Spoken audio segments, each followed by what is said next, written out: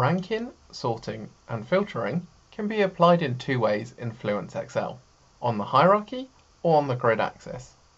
In this video, we will look at how to apply a ranking directly on the resulting members of an axis. Here, I have a grid set up with product categories on rows and dates on columns. I would like to rank the results so I only see the top 5 products with the highest sales amount in quarter 1. To do this, right-click on the column containing the values to sort by, select Fluence Excel, and then Apply and Ranking. I will then choose Top X Rows and select 5 as the number of rows to return. Now, the products have been sorted by sales amount in the first quarter and the top 5 results are displayed. The ranking is applied to whatever members are on the axis.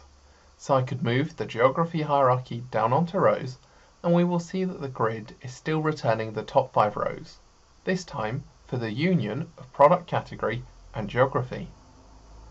I can alter the ranking being applied by right-clicking and editing the axis. Here, I can set how many rows to return. This value can be fixed or driven from an Excel range. I can also choose whether to display the top or bottom results, and I can change a slice that the ranking is made on. For example, I could change the date selection.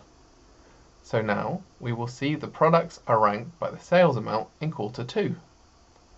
The same method can be used to filter or sort the members on an axis. Here, I can right-click on the sales amount column and choose to sort by descending values. And here, I can filter to see only the bikes with order quantities greater than 1,000. Axis sorting, ranking, and filtering allows you to quickly order the data you are looking at to find the areas of interest to your business.